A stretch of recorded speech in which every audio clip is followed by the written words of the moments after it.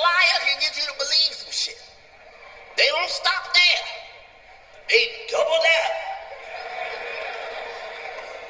Just so you knew they was lying, they said some shit next that don't even make mathematical sense.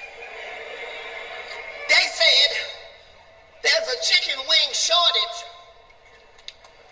but we got plenty thighs.